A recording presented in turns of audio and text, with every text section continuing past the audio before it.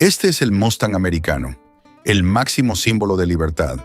Pero, ¿y si te dijera que su historia no empezó en las llanuras de América, sino en España? Y que hoy, este ícono indomable se enfrenta a una crisis que amenaza su propia existencia.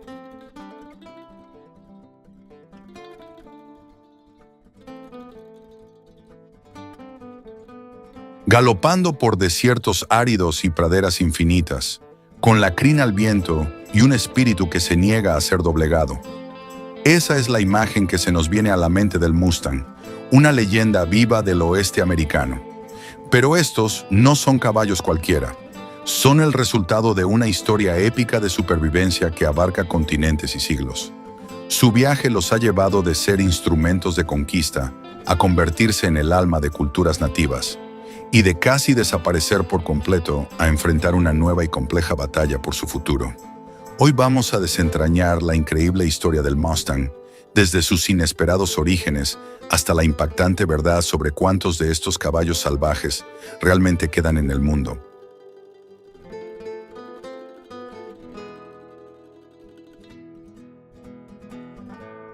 El origen inesperado. Aunque parezca mentira, el Mustang no es originario de Norteamérica. La historia del caballo en este continente es una de desaparición y regreso. Hace más de 11.000 años, durante el Pleistoceno, los caballos prehistóricos que una vez poblaron estas tierras se extinguieron por completo. América se quedó sin caballos durante milenios, hasta que todo cambió en el siglo XVI. Con la llegada de los conquistadores españoles, el caballo pisó de nuevo el continente.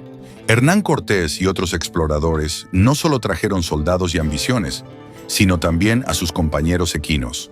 No se trataba de caballos de élite como el andaluz de pura raza, sino de los caballos de trabajo que los conquistadores realmente usaban. Una mezcla resistente de caballos coloniales españoles, con influencias ibéricas y del norte de África, conocidos por su increíble dureza.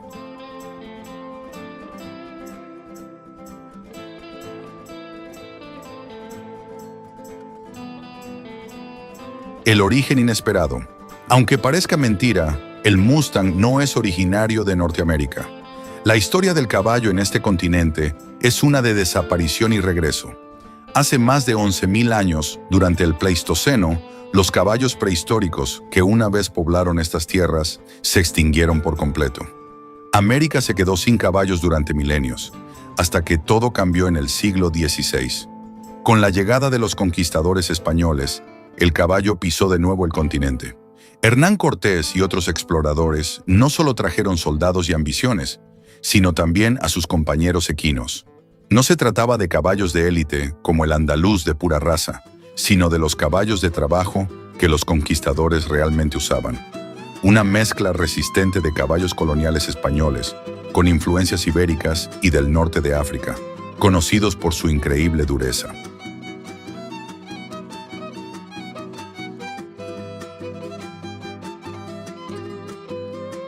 Forjando una leyenda. Una vez libres, estos caballos se enfrentaron a la selección natural en su estado más puro. Solo los más fuertes, inteligentes y adaptables sobrevivieron, dando forma a una nueva raza en el crisol del entorno salvaje americano. Pero, ¿cómo es exactamente un Mustang?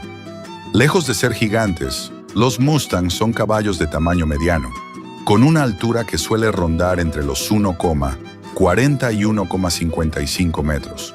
Su cuerpo es un monumento a la eficiencia y la potencia.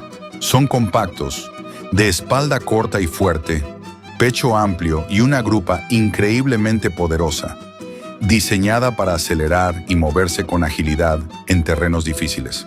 Sus rasgos más distintivos son los que fueron forjados por la necesidad. Tienen huesos densos y fuertes. Sus patas son robustas y sus pezuñas son legendariamente duras, casi como el acero, capaces de aguantar kilómetros de rocas y tierra árida sin necesidad de herraduras. Su cabeza suele tener un perfil recto, con ojos grandes y expresivos que vigilan constantemente el horizonte y orejas alertas que captan hasta el más mínimo sonido.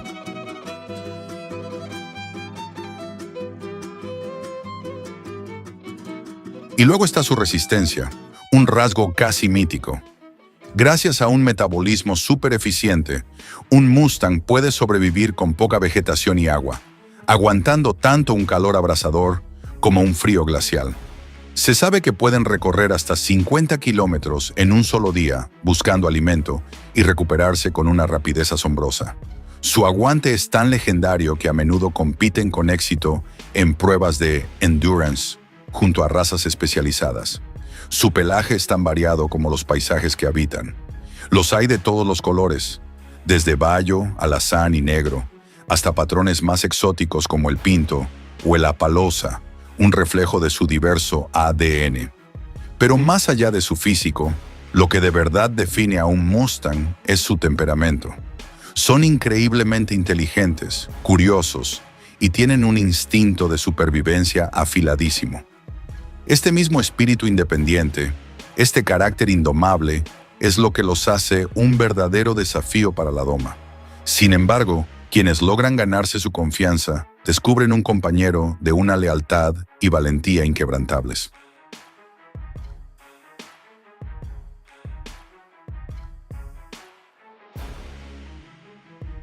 El compañero de una nación. La explosión de las manadas de mesteños por las grandes llanuras no pasó desapercibida. Para las tribus nativas americanas, la llegada de este perro grande, o perro sagrado, fue una revolución que transformó su cultura para siempre. Pueblos como los Comanches, los Sioux y los Cheyennes, que durante siglos habían sido cazadores a pie, se convirtieron en las naciones de jinetes más formidables que el mundo haya conocido. El Mustang les dio velocidad para cazar al bisonte, el pilar de su existencia. Les dio movilidad para el comercio, las migraciones y, sobre todo, para la guerra. La conexión entre el guerrero nativo y su Mustang era profunda, casi espiritual. No era una herramienta, sino una extensión de su ser. En la famosa batalla de Little Bighorn en 1876, los miles de caballos que montaban los guerreros Sioux y Cheyennes fueron clave para derrotar al séptimo de caballería.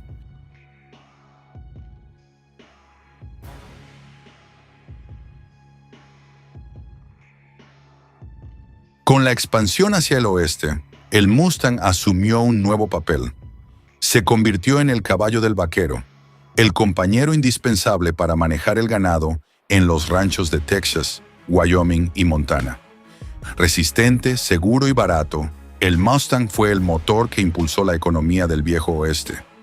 Desde pioneros hasta forajidos, la silueta de un jinete sobre su Mustang se grabó a fuego como la imagen de la frontera americana, un símbolo universal de aventura y libertad. Para finales del siglo XIX, se estima que su población había alcanzado un pico de entre 1 y 2 millones de caballos galopando en libertad. Parecía un reino interminable.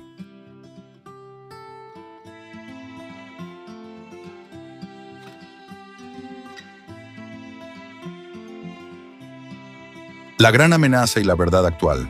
El siglo XX trajo el fin del viejo oeste y el comienzo de la era más oscura para el Mustang. Su reino interminable empezó a encogerse. La misma expansión que los había coronado reyes de las llanuras ahora se volvía en su contra. Los ranchos ganaderos crecían y los Mustangs pasaron de ser un recurso a ser vistos como competencia directa por el pasto y el agua. Así comenzó una campaña de erradicación masiva y brutal. Fueron cazados sin piedad, a menudo desde aviones y coches, y vendidos como carne para la industria de alimentos para mascotas. La industrialización cercó sus tierras y su población se desplomó de forma catastrófica. De los millones que alguna vez existieron, para la década de 1960, se calcula que quedaban menos de 17,000 individuos salvajes. El símbolo de la libertad estaba al borde de la extinción.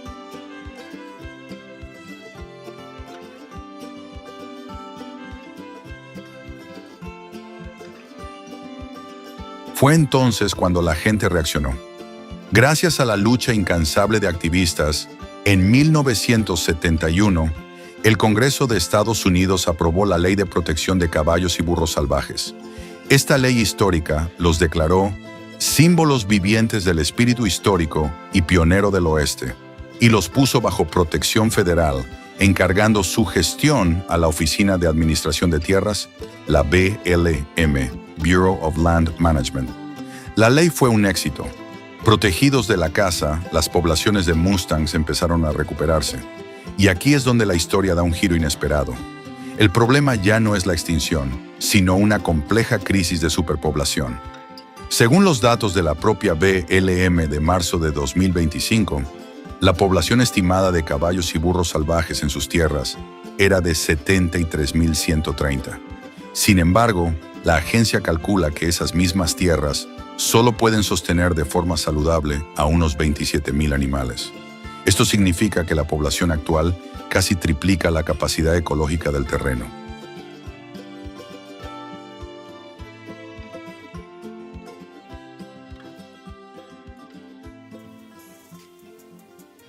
Esta superpoblación ejerce una presión brutal sobre los frágiles ecosistemas del desierto, degradando la vegetación y agotando las fuentes de agua, lo que no solo afecta a los propios caballos, sino a toda la fauna nativa.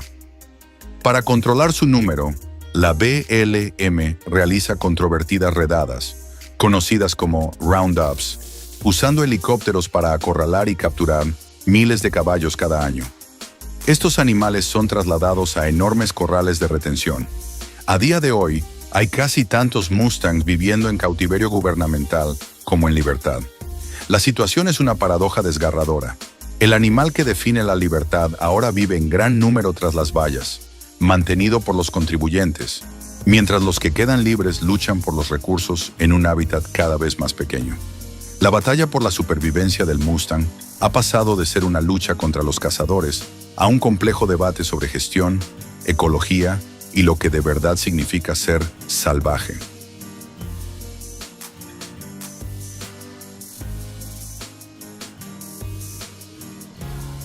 El viaje del Mustang es un espejo de la propia historia de América. Llegaron como armas de un imperio, se convirtieron en espíritus libres que definieron una frontera, fueron el alma de las naciones nativas y luego fueron perseguidos hasta casi desaparecer. Hoy, salvados de la extinción, se enfrentan a un futuro incierto, atrapados entre su propio éxito y las limitaciones de un mundo moderno que cada vez tiene menos espacio para lo indomable. Su historia nos obliga a preguntarnos, ¿qué significa realmente ser libre? ¿Y cuál es nuestra responsabilidad hacia estos símbolos vivientes de un espíritu que tanto admiramos? El Mustang no es solo un caballo, es una idea. Es la encarnación de la resiliencia, la prueba de que la vida, incluso cuando es desplazada y perseguida, lucha por encontrar su camino de regreso a la libertad. Su legado perdura en cada manada que galopa bajo el vasto cielo del oeste, un recordatorio poderoso de la indomable fuerza de la naturaleza.